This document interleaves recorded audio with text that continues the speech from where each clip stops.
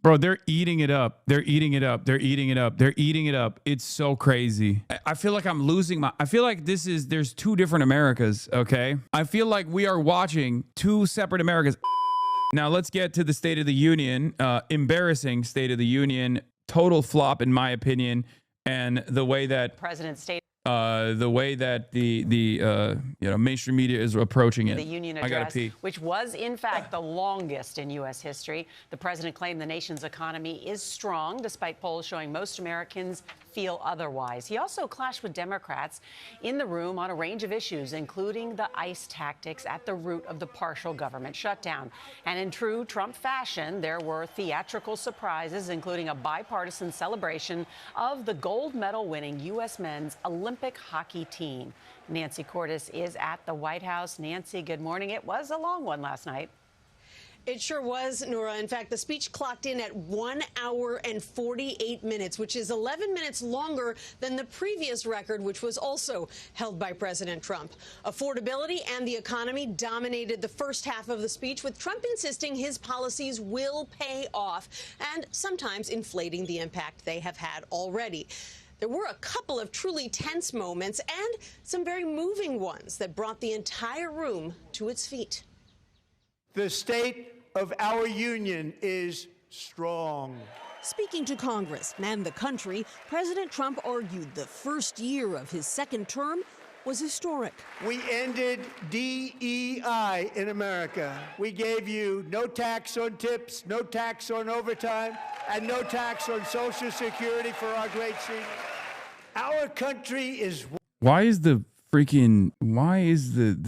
quality so ass? Winning again. In fact, we're winning so much that we really don't know what to do about it. He hammered that point home by bringing out these winners, the U.S. Olympic men's ice hockey team. The new gold medalists managed to do what most politicians can't: unite a normally divided chamber. But there was still plenty of division, like this moment when Trump sought to put Democrats in a tight spot on immigration. If you agree with this statement, then stand up and show your support. The first duty of the American government is to protect American citizens, not illegal aliens. You should be ashamed of yourself not standing up. His move prompted shouting from a small group of Democrats. Removal of criminal aliens. Trump hit back on the issue of voter ID, falsely claiming that Democrats have been rigging elections. They want to cheat, they have cheated, and their policy is so bad that the only way they can get elected is to cheat, and we're going to stop it. On the economy, Trump said he wants another round of tax cuts, and he touted a new plan to keep electricity prices low when AI companies and tech companies build data centers. This is a unique strategy never used in this country before. We have an old grid. It could never handle the kind of numbers, the amount of electricity that's needed. So I'm telling them they can build their own plant. Perhaps the most moving moment came when Trump awarded the Medal of Honor to Army helicopter pilot Eric Slover, who was wounded in the daring Venezuela raid last month. From what I understand, the military guys can correct me on this, but like this is actually really unique. It might be the fastest Medal of Honor ever given. And I saw a lot of like hoorah military guys actually saying that it was totally not worth, like they were saying it's a Mickey Mouse ring. Like they were saying, like the military guys that I was looking at on the timeline were saying like this is crazy. Like it's actually taking away from the significance of the honor itself. That this is like it cheapens the worth of the medal because it's like they did it in such a short period of time, unheard of. It's not posthumous. And that they did it specifically for the show. They did it specifically for the State of the Union, and that usually you don't get a Medal of Honor for like, getting shot while you're, driving a helicopter, where you're flying a helicopter on a mission like this. Posthumous doesn't really impact his weight. No, but like they're saying I'm a military guy, and last night was bash it. It's not normal to how these ceremonies tend to happen. It's a show, that's it. During and after the Civil War, the Medal of Honor was dished out like hotcakes, but in recent times it's been more esteemed and very selectively picked. Trump has now made it Mickey Mouse again. Yeah, a lot of the military guys who are like, hoorah, even conservative ones, even conservative military guys were just like, yeah, maybe this is not the appropriate way to do this. Do you get a Purple Heart for that? Not a Medal of Honor? Yeah, that's the last big Medal of Honor guy I remember was the Marine who jumped on a grenade awarded by Obama. As a vet, this one was weird as. Yeah, it kind of feels like this was, you know, a showboat situation. Like Trump wanted to put on a show. And he literally went to the generals and were like, you're going to do a Medal of Honor. You're going to give a Medal of Honor to somebody. Hundreds of dudes in Vietnam had the same injuries and never got any. This guy got a freebie. He's been rewarded for committing war crimes. I mean, come on. Post-World War II, a lot of the medals of honor are most likely going to go to people who are at least like defending their comrades in the process of committing a war crime. That's just what the American government does. The American military, let's be real, post-World War II, most likely going to do a war crime, most likely going to do a litany of war crimes. But even then, within the confines of like, you know, who gets a Medal of Honor, the selection process is like, especially in recent years, as far as I understand, reading into it a little bit, the selection process is like very much about like someone who has gone above and beyond to defend their you know, brothers in arms and like dying in the process or experiencing severe injury in the process of like trying to defend the people in their unit. Unreal behavior streamer Hasanabi, the Dow was over 1776K and you're here insulting the troops. Have you no shame? I bet you don't even stand for the flag. Yeah. Lock on, Hassan. This is smoke. Why are you saying post-World War II, the American military for 99% of its existence has been an imperialist, colonialist military entity? Oh my God, dude. Come on. Come on. Yeah, I know. But I'm talking about like just wars versus unjust wars, okay? Most militaries are engaging in unjust wars regardless. Please just, oh, you're more based than me. You're more based, okay? You got it. I'm a America imperialist. Yeah, one of the fastest Medal of Honor awards ever issued in the U.S. military history. Got to be the fastest post-World War II. Barely a month after the incident, getting shot while kidnapping Maduro. Call me crazy, but got shot while flying a helo and didn't crash it isn't really Medal of Honor worthy to me, even if you ignore the context of the whole mission. Absolute DFC, absolutely. Maybe you can argue Silver Star. I don't know. He looked uncomfortable as hell up there. Made him wait outside the room for an hour before calling him, and a man who struggles to walk and to receive his award. I mean, I'm sure he was happy to get it, though, regardless. Trump posted about Ilhan and Rashida. Oh, God. Oh, we'll talk about that. WAPO Military Affairs Journal says this award was approved remarkably quickly. It typically takes over a year or more for the Army to scrutinize a Medal of Honor nomination and approve it. That one little smirk he did was awesome to see. Few things pull at my heartstrings like a warrior being recognized. Regardless of why, hopefully it charts a path for more of the same in the future. I mean, this is for the couch, for the tactical couch warriors. You know what I mean? Like, they love this. They love this. They're like, hell yeah, brother. Hell yeah. These are brave war fighters. It's like, bro, they literally kidnapped the head of a foreign state, man. Like, they weren't like defending your interests, okay? Unless your interests are directly to reroute Venezuelan oil to like Israel. That would be a really strange personal interest or investment to have. But off topic, well, why do we say kidnapped after the person is 18? It's supposed to be sequestered. English is so dumb, Lamau. Okay, dude. The veteran subreddit says very fast, too. Am I crazy or was this kind of quick? I know the first guy to receive a Medal of Honor while still alive since Vietnam. I was deployed with him in OEF 8. And remember when they put him on Silver Star for actions in October 7? We literally got back from deployment. He PCS'd. We trained up and deployed again in late 09. We got October 07. Sorry, not October 7th. We got word that he had been upgraded and due to receive it around fall of 2010 before we ended that rotation, so 3 years. The other non-posthumous MOH recipients I know went to another guy in my battalion from another company, Kyle White. Happened around late 07, but he didn't receive it until after I was out of the Army, mid-2012, so 6+ years. The carrier he launched from is still deployed. I'm sure morale is excellent. I hear it's pretty shitty. Morale is in the toilet. It's so funny that you got Redditors who are like active duty who do like Reddit ass jokes. This is a Reddit ass joke. They're talking about USS Gerald Ford, by the way, obviously, which is knee deep in Dookie for the record. Shouts out to the brave war fighters on USS Gerald Ford who are actively trying to undermine actively trying to undermine America's imperialism from within, sinking their own personal battleships by sinking fat dumpers and also rope and t-shirts into the toilets.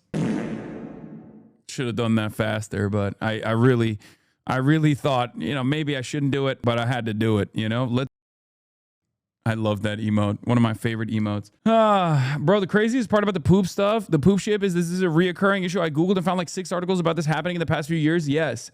$13 billion island that is like technically supposed to be unsinkable, and it is caked in layers of how awesome is that? But yeah, that part of it was like, Hasan is being more patriotic than people that don't even understand what our flag stands for. So many people yell flag America and they have not a clue or what freedom stands for. Come on, guys. Unity and love should be our foundation. Yeah, I think these kinds of actions are like anything that Trump is demanding of the military is going to be dog shit, Let's be real, because he is dog shit, and he's the commander in chief. So he's going to force you to do dumb things. However, Donald Trump put the red meat out there with his childlike State of the Union, and a lot of hogs absolutely responded to it, okay? They responded to it as expected. Donald Trump did the, if you say what, you're gay, and everyone said what, and he was like, got you. If you don't stand up, you're unpatriotic. And the Democrats, of course, didn't stand up, and then every Republican is now going, how could the Democrats not stand up? Oh, they hate America. See? Like, dude, you have the brain of an infant. If you respond to this shit, you have the brain of a infant, okay? Also, Scott Jennings is one of those guys who immediately ate that bait. Of course, they were like waiting for it, Moment of the night, Democrats refusing to stand to affirm their allegiance to American citizens over illegal aliens will be a signature moment from the speech. Trump nailed them. Again, everyone is 12. Genuinely, everyone is 12. Like, that is the best assessment of this administration is the everyone is 12 theory. Okay? It's not a theory. It's just real. There's 2 competing theories. Okay? One is the entire Republican movement is 12 years old. They have the working brain of a 12-year-old. The other theory is every Republican is a wild con, right? Both of these theories are basically like the theory of gravity, okay? It's not so much of a theory, but it's just, it's observable reality. That's it. That's where we're at. I said, Democrats, get up for the standing ovation. Oh, that's the other thing I was going to talk about. That's the Iran thing. But yeah, I tweeted, Trump loves doing the if you're not standing up, you're gay style antics at every State of the Union, and the MAGA hogs love eating up this slop. They're all collectively 12. It's so childish, dude. It is so childish. Like, how can you be like, oh, well, everything sucks. The economy sucks. Trump is warmongering all around the world. None of that is beneficial for us. The roads are covered with potholes. The infrastructure is in a state of dire disrepair. Okay, we have no health care. Health care is going to be cut for hundreds of thousands of Americans because Donald Trump wanted to give the Epstein cabal new tax breaks, right? Things are just incredibly unaffordable. But the Democrats didn't stand up when Trump said, stand up, patriots. Like, you're a idiot. I'm sorry. We cannot deal with 10 to 20% of the country that is this stupid. We don't have to listen to them, okay? We don't have to listen to them. Just win elections. Enough. Stop trying to appeal to them. Stop trying to appeal to the moderate center that doesn't exist. Just do your jobs.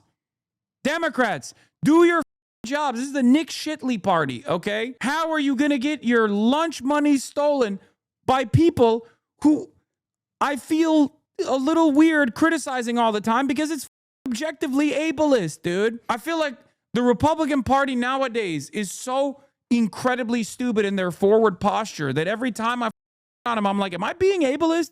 Am I making fun of someone with a mental disability? Okay? And kind of, I kind of am. I feel like I am. Like, Nick Shirley is the boundary-breaking media figure for the National Republican Party. They are medically stupid. They want medical stupidity. They genuinely are They genuinely are unimaginably angry and stupid. You don't have to take them seriously. Please. Mother finger readers, dude. If they can read at all. Half of these guys are illiterate. You're ableist, elitist. I would think you'd be slightly benevolent. I'd be slightly benevolent. Bruh. You were right. You know, to me, I don't like. Yeah, this is the guy that has the Martin Luther King tattoo, by the way. Hannah Einbinder on Hassan Piker. Yeah, no, she's a Hasanabi head. Yes, she is. For those of you who don't know at this point still. To get political or get into that kind of stuff. Yeah, classic. I don't want to get political, bro. Sports is just sports. This is my country, you know? I mean, like I said, we're proud Americans, and, you know, winning a gold medal, it's been 46 years since. Get that hat off your head, man. Wearing the Maple Leafs hat and everything. Men's IC hockey team has done that. So, I mean, the team that wins the Stanley Cup every year accepts the White House invitation to go. So, I mean, I just think it's something that you do, you know. Bro, Trump used you like a okay? He literally used and abused you. And this motherfucker Mexican is crazy, man. Oh, it's just sports, man. It's all love, man. It's like, really? Really? You're fine? It's just sports? Oh, it's not about politics. Donald Trump is literally running around being like, we have to kidnap every Mexican person on U.S. soil, and we have to eject them out of the country's boundaries. And you're like, just don't make it political, bro. When will it be political? Will it be political if they kidnap your mom? Will it be political then?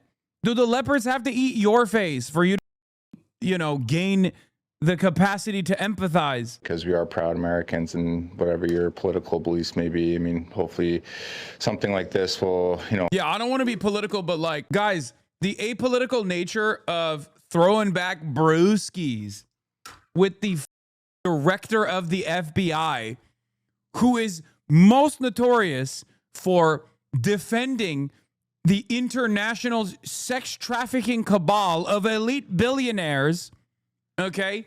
That's not a political act, you know? We were slamming brewskis, dude. We were getting lit. We were getting pitted, bro, with the director of the FBI. And before people say, how do you, you know, what do you do, Hassan? Oh, like what? The director of the FBI wants to come in and party. You're not going to let him in? Yes, you're not. You're not. You're going to be like, no, sorry. This is our moment. You know, this is our moment. We won this gold. Why the are you here? Here's the captain of the failed leadership allowing Patel into the room, and I'm a Leafs fan. I'm just saying, like, it's ridiculous. There's no issue with being political, okay? Athletes should be political, okay? Be brave. Don't be like LeBron. Be like Muhammad Ali. This is like the bare minimum stance you can take as well. You can be polite. You can politely refuse. You can politely refuse to partake in this propaganda operation. Like, oh, we brought in J. Edgar Hoover into the locker room because we have to be apolitical, guys. Hopefully bring more unity to the country and stuff like that. But I mean, for us, you know, we believe it's a great honor no matter who's in office. Trump's phone call to you kind of elicited some negative reaction because of how you mentioned the women's team. I know you guys became very close with that team there. I'm just wondering your thoughts on that. Yeah, it was unfortunate. I mean, we love the women's team. We support them. I mean, the night we won the gold medal, we were hanging out in the dining hall till like 3, 4 in the morning. So, you know, it's unfortunate that, you know, that kind of occurred. You know, we have nothing but love and respect for the women's team and what they were able to accomplish. And, you know, it's amazing that, you know, the men's and women's ice hockey teams are both bringing home gold medals for the United States of America, and I think that should be talked about more than, you know, the other. But we're extremely proud of them and happy for them, and we support them 100%. You know, to me, I don't like to get. Keith Olbermann was born to make this tweet. What is this? Kind of amazing that Trump on Canada, Mexico every day, and there's the Mexican-American captain of Canada's Toronto Maple Leafs, Austin Matthews, standing behind him as he defiles an Olympic gold medal. He hates your mother and your fans, M34, but be a collaborator. Also, now I know why that mother wearing that hat. Holy Toledo. That hairline. Holy Toledo. That hairline, brother. God damn. God damn. Looking like a founding father up in this. Oh, my God. A zombie and baldophobic. You're such a bully. I'm sorry. Oh no. Oh no. Am I being mean? Am I being, first of all, he looks 25 here. He looks 45 there. Okay. Dude's looking like Mao Zedong. He wishes. Anyway, I'm just disappointed, you know? I'm just disappointed. Because I don't think all these guys are chuds. They're just like, they just don't realize like what time it is, if that makes sense. They don't realize what time it is. They think it's like, oh, it's fine. Like, this is fine. What do you mean? Like, it's the same attitude that people have. It's the same attitude that people have about, you know, the State of the Union. It's like, oh, you're not supposed to oppose the president. Like, this is supposed to be a unifying moment. Brother, Donald Trump is the president. What do you mean is a unifying moment? Like, he's not doing that. He's not even remotely invested in this. He's never been invested in this. This is not his first State of the Union. You know, we know exactly how he operates as States of the Union. Why are we acting like there is a world that doesn't exist anymore? Why are we acting as though like times are not different? Not to say that I give any shits about like the unification of the country, right? I just want what's best for people. I don't give a if like our pedophilic elite are unified, right? Just put the interests of the working class in the bag, little bro, and move on, right? Having said that, there is no unification anymore, okay? Wake up. Americans realize this. Many Americans realize this. Americans on the right realize this, but they still cynically pander to this like unification initiative that doesn't exist and is certainly not being channeled by the Trump administration. Trump is literally occupying American cities because they're blue and there's black people and brown people that live there. And you guys are like, oh, this State of the Union is supposed to be a unifying moment. For what? Are we going to unify and be like, yeah, Minnesota deserved it? Is that what we're supposed to unify around? We're supposed to unify around the notion that like black and brown people deserve less. They should be occupied militarily. They should be kidnapped. They should be deposed. Is that what we're supposed to unify around? Are we supposed to unify around the fact that this administration is actively defending elite billionaire files? Is that what we're supposed to unify around? Are we supposed to unify around the tariffs and how corporations that actually put the price on the American population with inflation as a consequence of the entry fees that they were trying to pay will now get those refund checks back, but none of that will actually lead to a decrease in pricing? Should we unify around that? What can we unify around? What has this administration done that we can unify around? And a lot of people in mainstream media straight up are also playing the same song and dance. They're acting as though we can't see exactly what's going on, right? What is there to unify around? I ask again, what is there to unify around? War with Iran? Unify around the Dow being over 50,000? Is that what we're supposed to be unifying around so that like all the stock holders, all the shareholders, well, they're doing fine. You know, the top 10% of wealth in this country that owns 90% of all stocks, they're doing all right. They're doing fine, right? Those are the only people that we care about. National Guardsman Andrew Wolf was awarded the Purple Heart. He was shot and nearly killed while patrolling D.C. late last year. With God's help, Andrew has battled back from the edge of death, and we're talking about the edge. Is the president working for you? We all know the answer is no. The Democratic response to Trump's address was delivered this year by Virginia Governor Abigail Spanberger, who was sworn in last month after serving in the House for 6 years. He's enriching himself, his family, his friends. The scale of the corruption is unprecedented. She targeted Trump's personal behavior in office. There's the cover-up of the Epstein files. This wasn't an F ranking speech. It was more so like around a C minus, I would say. Because I don't think it brought the intensity. It was so one note. Overall, I rate the like across the board, I think CIA Burger is not the person that the Democrats should be putting on as like who is supposed to represent the National Democratic Party. If you're gonna put someone who recently won an election as like your leading pivotal figure as the way you want to represent your party, I would say Zohran Mamdani is probably a better pick. If you want someone that is a younger Democratic congressperson. You know, you got Summerlee, you got AOC. Obviously, those are bold moves that the Democratic Party is never going to take. This is 2 years in a row where we have another former CIA agent saying, this is our party, okay? This is our party. This is what we want to communicate to the country. Like, this is who we want as the Imam Zohran is better. Zohran Mamdani is currently the most popular Democratic politician in the country. So yes, he would be infinitely better. It would be leaning into the popular support within the base of the party. Yes.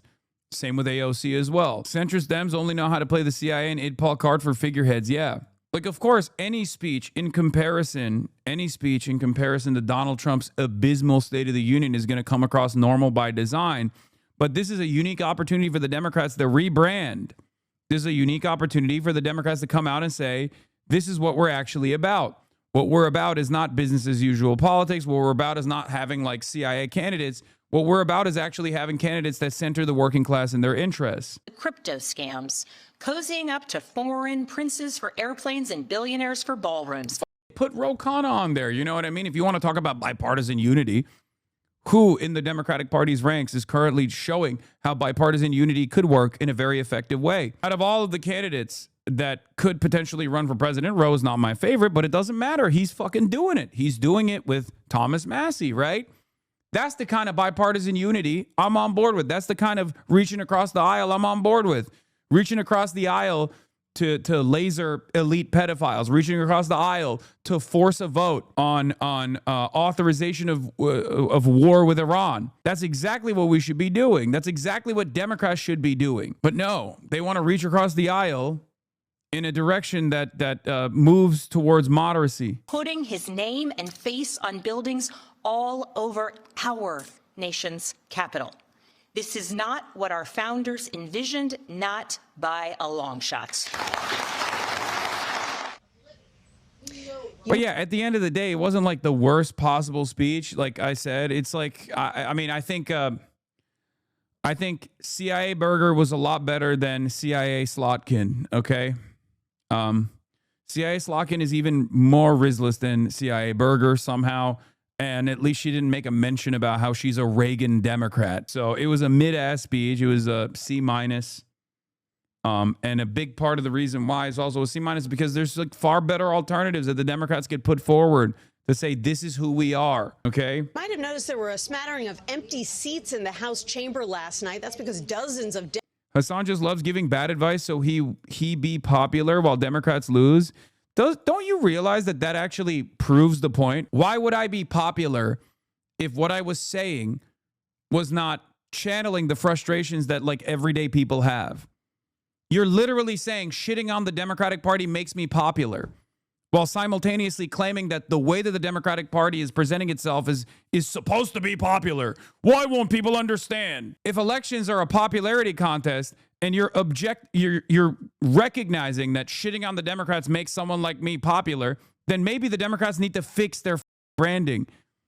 Perhaps you can comprehend what my argument is here, because at the end of the day, I do not want the Republican Party to win, okay? I don't want Republicans to win. Republicans are fascists. It's literally a self-own. You say every time a shit lip comes in here, every time a centrist Democrat comes in here and says Hasan just gets popularity by shitting on the Democrats, you don't understand that that's an own goal, okay? Democrats skipped the president's speech.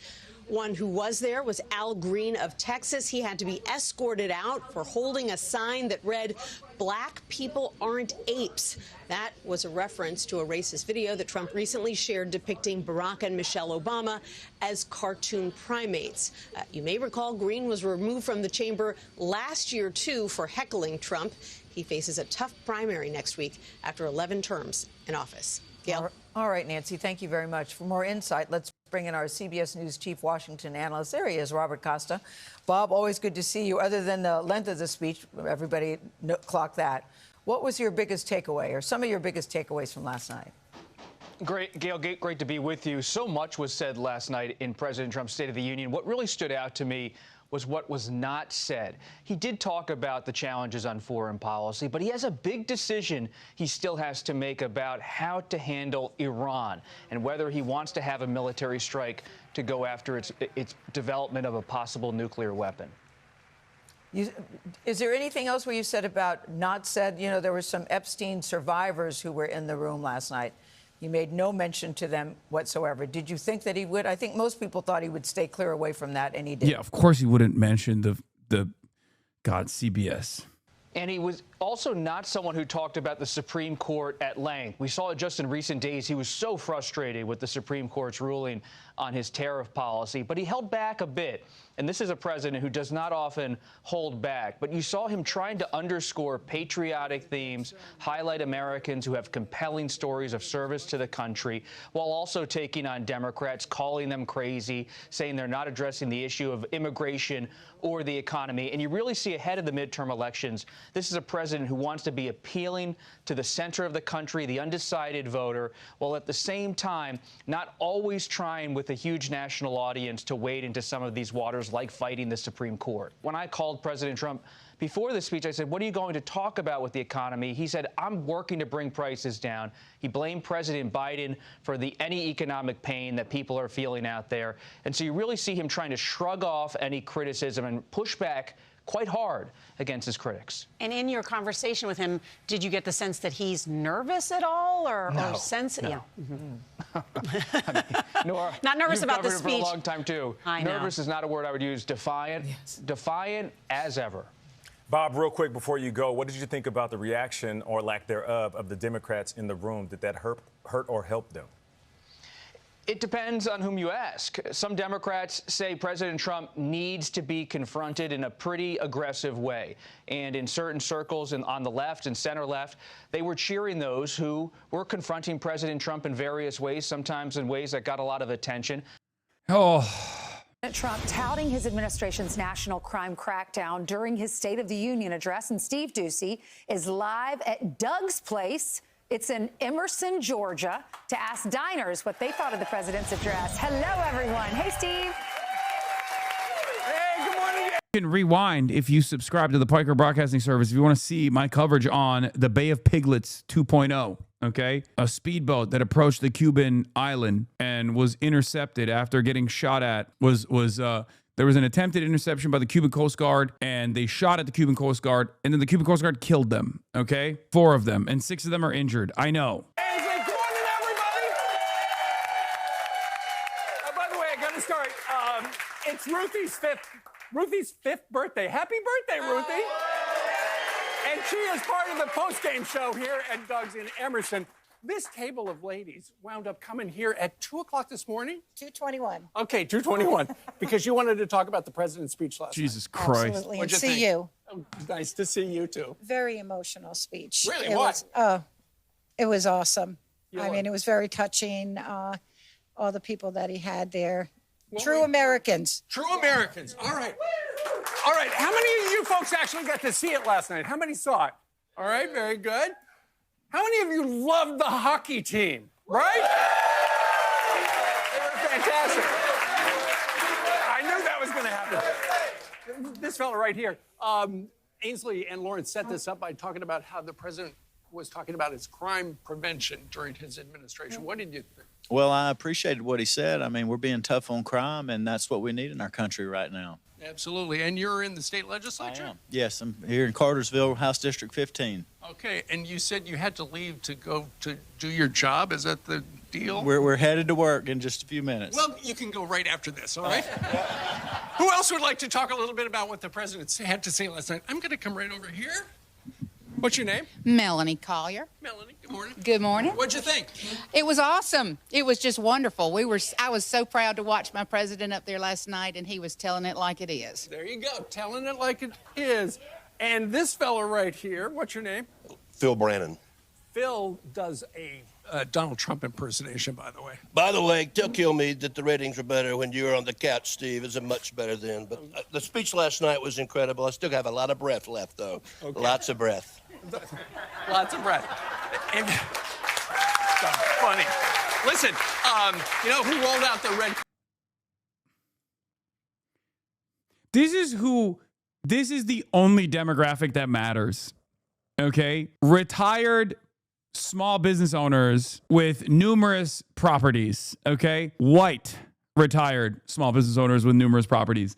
This is like the meat, the bread and butter, the heart of American politics right here. People who look at politics and go, hell yeah, Trump has got the Dow is over 50,000, brother. Hell yeah. Me. Oh my God. Absolutely devastating. Carpet for us here at Doug's is Mark. Mark and the crew has owned this place for a couple of years. Yes, 3 years. Turn around. Oh, yes. Oh, sorry. I love that. Look at that. Doug's Place loves Fox and Friends. And we love all of you for coming. We're going to continue As a Miami Cuban, I'm upset you're not covering the incident to just happen in Cuba. Take an hour off. the conversation, guys. Thank you very much. Meanwhile, Ainsley and Lawrence, back to you on the couch in New York City. Well, tell our Georgia friends hello. We're all so nice to be there. We have more Fox and Friends straight ahead. I'm Steve Ducey. I'm Brian Kilmeade. The president talked about the importance of investing in younger Americans last night. CBS News national correspondent. Bro, they're eating it up. They're eating it up. They're eating it up. They're eating it up. It's so crazy. I feel like I'm losing I feel like there's two different Americas, okay? I feel like we are watching two separate Americas. And this is like the liberal, supposedly liberal news media, okay? This is on CNN. Trump is right. The economy is strong, but he's missing the big problem. Affordability, not economic strike, drives voters to the polls. Most Americans don't care a lick about GDP, CPI, PCE, or any other acronyms or data points that show the economy's on the right track. They care. I mean, this is a clickbait. Okay, I think it still drives home the problem. CNN poll. Meanwhile, actual more invested Trump voters didn't like the soda speech. CNN, a poll found nearly half of the people who watched Trump's speech said that the president focused too little on the economy and the cost of living. Yes. Respondent Lana Zach met with some of them. 4 undergraduate students from the University of Iowa. They all got together for a watch party. All of them had cast their very first presidential vote in the 2024 election. Watch this. Raise your hand if you voted for Trump. Raise your hand if you voted for Harris. Raise your hand if you thought that the president did a good job in the State of the Union tonight.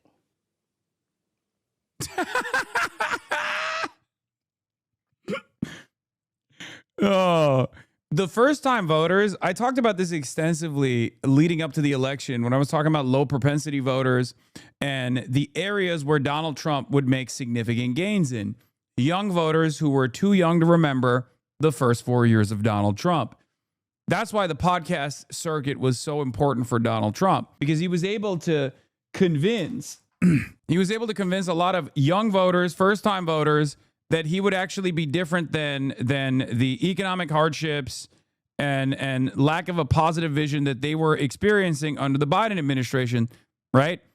If they were 13, 14 years old as Donald Trump was getting out of office, and they were 18 by the time that the election was coming around, they didn't actually experience the first Trump administration, so they didn't know. They didn't know anything about what it would look like. So they were still able to, due to also Democratic incompetence here in the messaging front, they were able to convince themselves that Donald Trump would be a change of attitude. Donald Trump would spell a different approach to politics that could potentially be helpful to them, because they were seeing Joe Biden. They didn't like Joe Biden. They didn't like where their job prospects were under Joe Biden. And they were silly enough to believe that Trump would be a hatchet to the establishment, a hatchet to the status quo. And they thought it would be good for them. They very quickly realized that Trump was not good for them at all, which is part of the reason why they're not happy about this. Interesting. Okay. And Lana Zach is joining us now this morning from Iowa City. So tell us a little bit more about what you heard from these young folks. Like the under 35 vote that swung wildly in the direction of Donald Trump swung back first, way before anybody else, way before the lead generation ever actually came to the conclusion that Donald Trump was not actually woke Sharia now. Well, this was a great group of students. They were young, engaged, and they really cared about the future of the country and of the world. But they really felt like they wanted more substance in this speech, less self-aggrandizement. So let's start with what the Harris voters had to say. Morgan and Diego. So on a scale of 1 to 10, what do you give the president's speech? I would give it like a 2 or a 3. It's no doubt that he's very patriotic for the country, which is very important, his patriotism. I think for me, the reason why his patriotism isn't convincing for my belief that he is a good president is because of the fact that his patriotism doesn't lie with the American people. I think it lies with more of his beliefs. I think for me, I would give it a 2. I think his speech did not bring anybody together, and I think it just divided us further. And Diego I mean, whatever, I'll take it. comes from an immigrant background himself, and we talked a bit about how painful it is to hear immigrants and people like his father who came to this country scapegoated. And it feels like in this moment that people, whether they came with legal status or didn't come with legal status, are all being scapegoated for America's problems. And that was part of what he really had a problem with. He really wished that the president had acknowledged Renee Good and Alex Preddy as American citizens in that moment. Let's now listen to a little bit of what the Trump voters, Caitlin and Lincoln, had to say. You were a Trump voter. Yes. What score did you give the State of the Union tonight? About a 4 or 3. Kind of a low score. Fairly low, yes. What's the reason for such a low score? I don't believe he addressed the major concerns that I was looking for him to address, specifically with a lot of the international issues going on right now that the U.S. is involved with. He missed the mark on a lot of things, but I feel like he did do a very good job at like showing the country where a lot of people's like where their loyalty lies, I suppose. And as much as they may have been disappointed on both sides with President Trump's performance in the evening, there wasn't a single one of them that felt really engaged and excited by any other person. Yeah, where their loyalty lies. He did the thing where he was like, if you don't stand up, you're gay. And I was like, damn, all these Democrats are gay as like, that's when I found out. Because I have a child's brain. I have the brain of a child. I don't just look the part. I am literally a child. And I have the brain of a 12-year-old.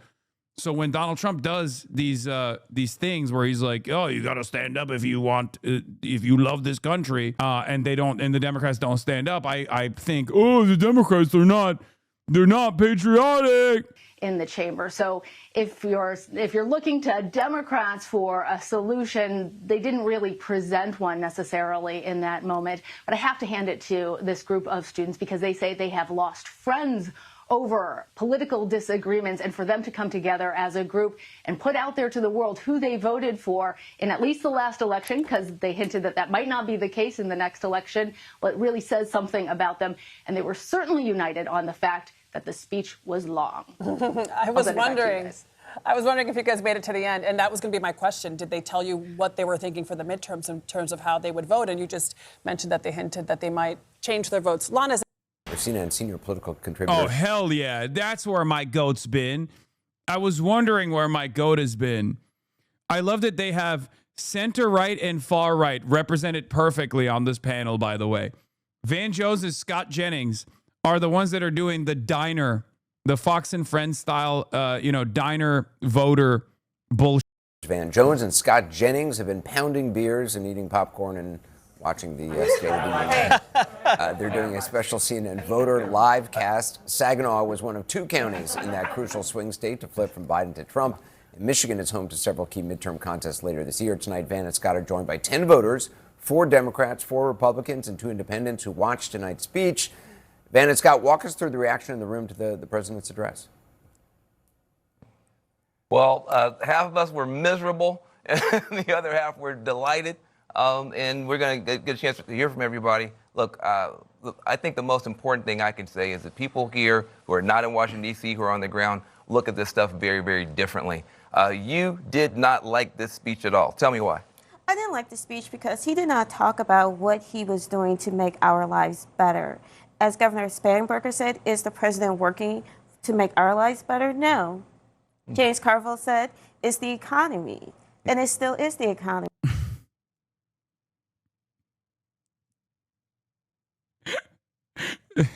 She said James Carville. Oh my God. He's not talking about that at all. I love being an authentic Democratic Party voter who brings up James Carville. Wait, what about the? I mean, these are the most like this is blue MAGA. Okay. So let's see what she has to say about Sodu as a clear-cut blue MAGA voter. Trump accounts. What about the tax cuts? Did that move you at all? Did that make you feel like he's on your side? No. No, it did not. Why not? He talked about the health care plan. Where is his health care plan? People's health insurance premiums are going up. What is he doing for that? What is he doing for our seniors? And just left you flat. But Erica, you are a Trump supporter. You liked the speech, and you had some positive things to say. What did you think? Yep, I'm glad he addressed the tax breaks. I haven't done ours yet, but I know there will be a huge change with the children tax break, and my husband works a lot of overtime, so I'm excited to see. Like, I do want to say something.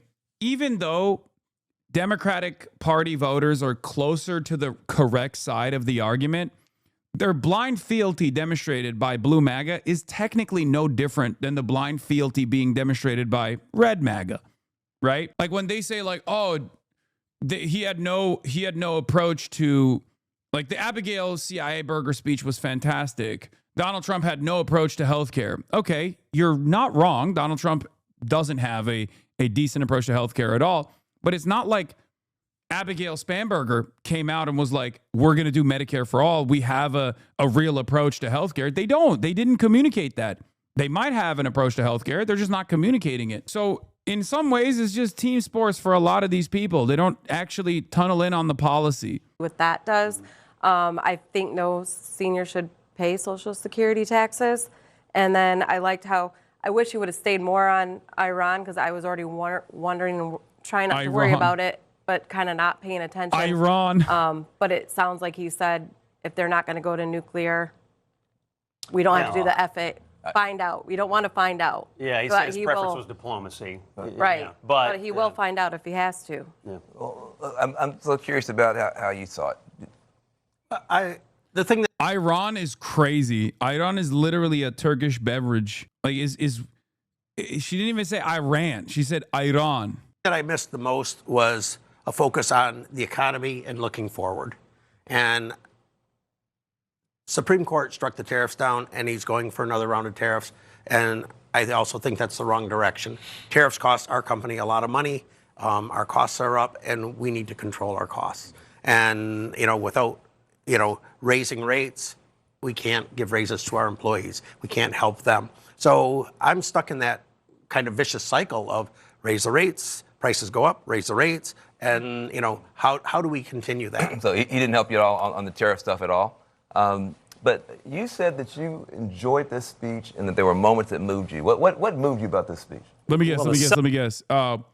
When he gave a Medal of Honor to the National Guard, when he gave a Purple Heart to the National Guardsmen, when he gave a Medal of Honor to the brave soldier, when he said stand up if you're not gay, and then the Democrats sat down and they didn't stand up. When the hockey team came out, I was like, wow, we got the gold. It was so sick. Celebrating people is always good, but again, that $18 trillion investment, the $25 million in Trump accounts. But I did hear something on the health care, right? We have a law. Never mind, he didn't. He went nutty mode with it. The Obamacare, the ACA, and we don't have a we don't have a way around it, and it's really just pooled care. Yeah, no, it's great. Democrats offer subsidies to the private health insurance marketplaces, and the Republican approach is just destroy it altogether.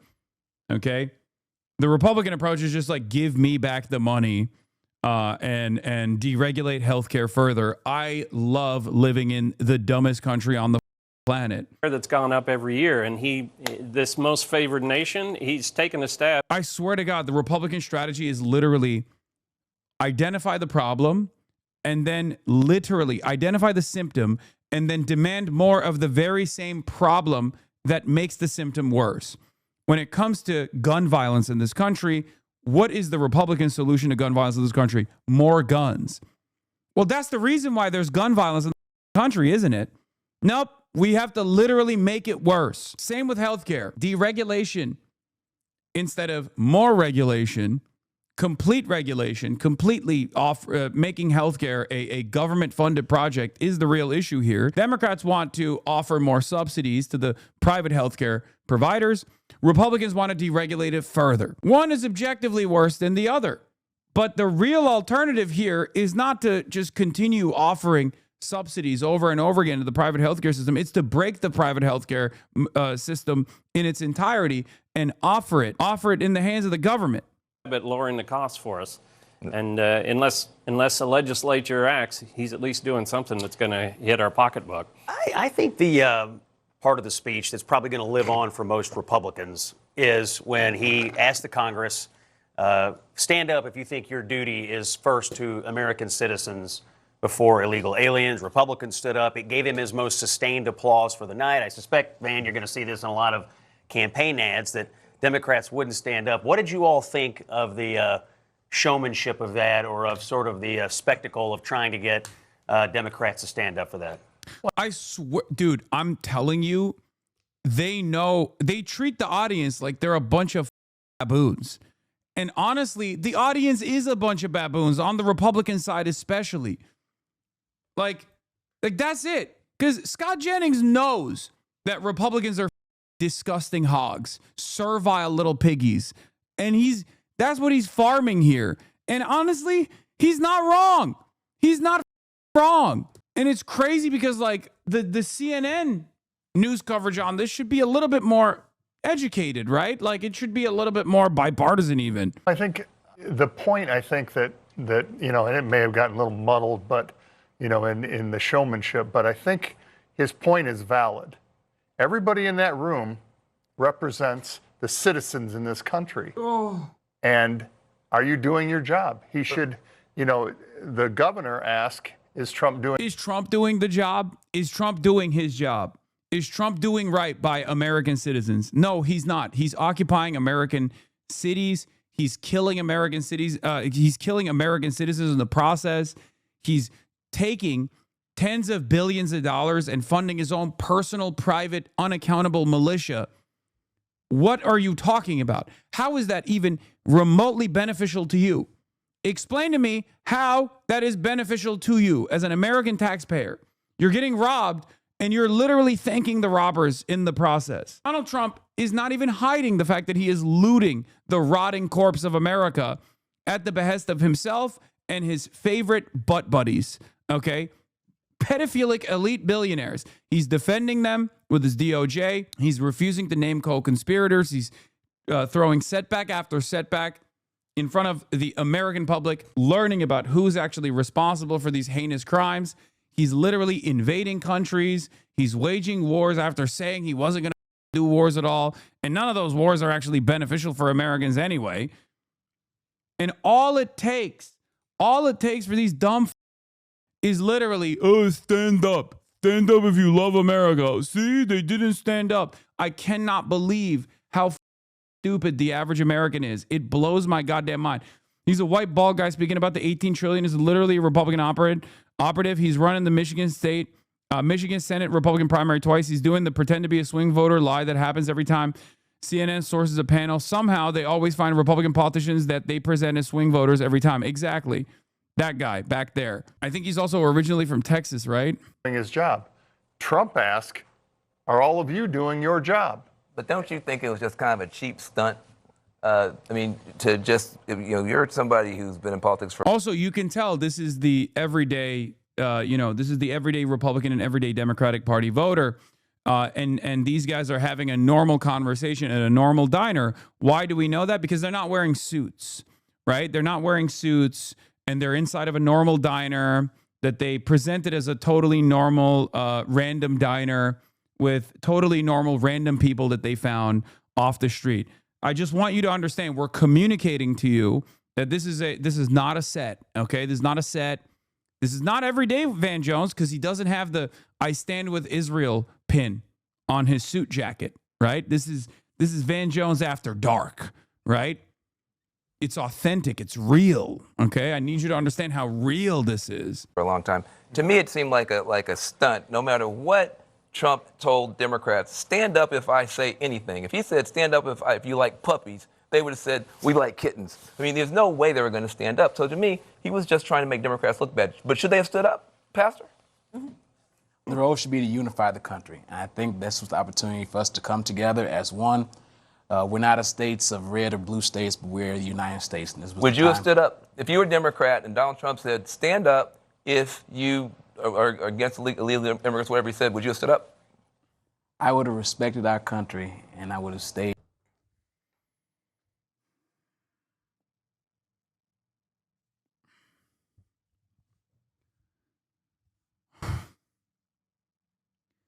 The average American, quote unquote average American, that they present on television is so disrespectful to the intelligence of normal people.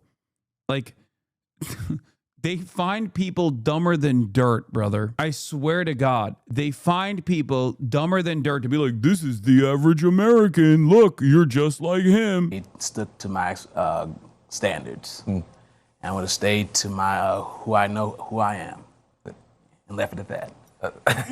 He should be a politician. He's a better politician than me. Wait a minute. All right. We have a minute left here. We're in Michigan. Yeah. We are in Michigan. We can see Canada from here, almost. Kind of. Did everybody love the hockey team? Let's do it. Yes, this unified America. We took their sport. We took their gold medal. Jack Hughes, took 2 gold our medals. guy. He took their hot chicks. He's dating one of their hot chicks right now. It's amazing. I know. That's what I'm saying. We took 2 gold medals. The women won 2. And the president acknowledged the women, and he said they're coming to the White House, which I thought was a great thing. Hey, so listen. here in Michigan, Anderson, I have to say, I think the hockey moment was unifying probably in this particular area more than anywhere else in the country. Everybody, Republicans, Democrats, even Van, even poor Van, on a miserable night said, the American hockey team is a great thing. So, I admit it. Good thing. That was a good thing, though. I will say they keep messing with these Canadians and it's messing up y'all's economy. No tourists are coming down here, so let's be nice, be a little bit nicer to the Canadians, but I'm glad we won. All right, Anderson, You know, it's that's nice what to we got out it's here in nice to Michigan. see We got a that- lot of opinions out here. It's nice to see the heated rivalry between you guys. You can watch it later, Scott. You'll see. My panel is here with me in Washington. I do want to play something that President Trump said about affordability. Yeah, I mean, this person says, God, dude, we're so endlessly held hostage for the dumbest motherfucking constituency the world has ever seen, known only as the elusive swing voter. The reality is that guy is not a real swing voter, okay? That guy's a Republican politician, as we also explained, right? The problem is the media presents him as elusive swing voter. You want to know the average American the average American voter, within the voter eligible population? They're a non-voter, okay? They don't vote. They look to both parties and they're like, none of them actually care about me. They care about, apparently pedophilic billionaires. Doesn't matter if it's a Democrat or a Republican in charge. I don't really care. I still have to go to work every morning. That is the most common voter eligible person, okay? The common voter eligible population, the average American, just doesn't vote. Many of them, okay? We play this song and dance on television, acting as though these are the real, the real movers and shakers. There is a tremendous number of voters out there that just don't vote, partially because of the Electoral College, partially because they don't think either party represents their interests at all. And honestly, the way that the Democrats communicate what they're going to do kind of leans into that voter apathy.